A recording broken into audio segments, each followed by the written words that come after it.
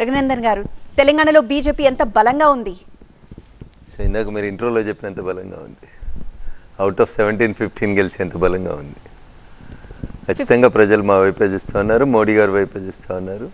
మూడోసారి నరేంద్ర మోడీని ప్రధానమంత్రిని చేయాలని కాశ్మీర్ నుంచి కన్యాకుమారి దాకా ప్రజలందరూ కూడా ఒకే రకమైనటువంటి నినాదంతో ముందుకు పోతున్నట్టు అనిపిస్తూ ఉంటాయి.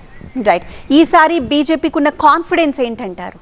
అంటే గత 10 సంవత్సరాలుగా నరేంద్ర మోడీ గారు అందించినటువంటి పరిపాలన, పేద ప్రజల ధరికి ప్రభుత్వాన్ని వారు తీసుకెళ్ళినటువంటి విధానం, అవినీతి రహితమైనటువంటి రీతి లోపల ప్రజాస్వామ్యాన్ని పరిరక్షించేటువంటి రీతిలో వారు కొనసాగించినటువంటి పనులు, 500 సంవత్సరాలుగా ప్రపంచమంతా ఎదురు చూసినటువంటి రామ మందిర నిర్మాణం కానివ్వండి, ప్రతి భారతీయుడు కలలు అన్నటువంటి కశ్మీర్ మాకే సొంతం అన్నటువంటి కళ కానివ్వండి, ఆర్టికల్ 370 రద్దు, 35A రద్దు, ఇట్లాంటి అంశాలు కానివ్వండి. చాలామంది ఏమనుకుంటారంటే భారతీయ జనతా పార్టీ వచ్చింది, ఇది ముస్లింలకు వ్యతిరేకం, క్రిస్టియన్స్కి వ్యతిరేకం అనేటువంటి నినాదాన్ని పక్కన పెట్టి ముస్లిం ఆడబిడ్డలు పడుతున్నటువంటి కష్టాన్ని గమనించి వారికి ఉన్నటువంటి ట్రిపుల్ తలాక్ విషయం లోపల కూడా భారత ప్రభుత్వం తీసుకొచ్చినటువంటి చట్టం, ఇట్లా చెప్పుకుంటూ పోతూ ఉంటే ఎక్కడైతే ఎవరికైతే భారత ప్రభుత్వం యొక్క సహాయం చేయాల్సినటువంటి అవసరం ఉందని భావించిండ్రో ఆయా వర్గాలన్నింటినీ దరిదీర్చుకొని సబ్కా సాత్, సబ్కా వికాస్, సబ్కా విశ్వాస్ అండ్ సబ్కా ప్రయాస్ అనేటువంటి నినాదంతో ప్రజలే ఎజెండాగా, ఈ దేశ ప్రజలే తన కుటుంబంగా ముందుకు సాగుతున్నటువంటి నరేంద్ర మోడీని తప్పకుండా ఈ దేశ ప్రజలు మూడోసారి ఆదరిస్తారు, మంచి మెజార్టీ తోటి వారికి మూడోసారి పట్టం కడతారనేటువంటి విశ్వాసం మాకు కనబడతా ఉంది.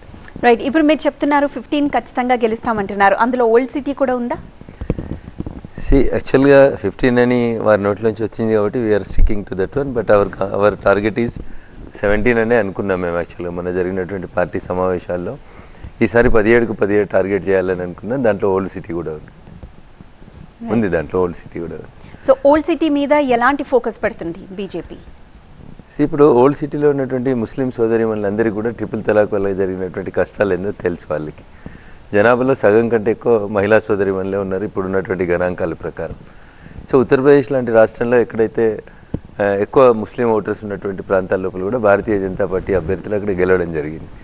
సో ఆ కోణాన్ని అర్థం చేసుకొని చూసినప్పుడు ఇక్కడ ఉన్నటువంటి ముస్లిం మహిళా సోదరీమణులు కూడా, ఓల్డ్ సిటీలో ఉన్నటువంటి వాళ్ళు కూడా వాళ్ళ జీవన విధానం లోపల మార్పు రావాలని భారత ప్రభుత్వం ప్రయత్నం చేస్తుందని సంపూర్ణంగా విశ్వసిస్తారు. కాబట్టి ఏ ఇస్లామిక్ దేశంలో లేనటువంటి ట్రిపుల్ తలాక్ విధానం మన డెమోక్రటిక్ కంట్రీలో ఇన్ని సంవత్సరాల తర్వాత, దేశానికి స్వతంత్రం వచ్చిన దాదాపు 7 దశాబ్దాల తర్వాత దాన్ని రద్దు చేసేందుకు ఒక ప్రధానమంత్రి మా కోసం ఆలోచించిండు అనేటువంటి ఒక మంచి ఉద్దేశంతో ముస్లిం మహిళలు కూడా ఓల్డ్ సిటీలో భారతీయ జనతా పార్టీకి ఓటేస్తారనేది మాకున్నటువంటి విశ్వాసం.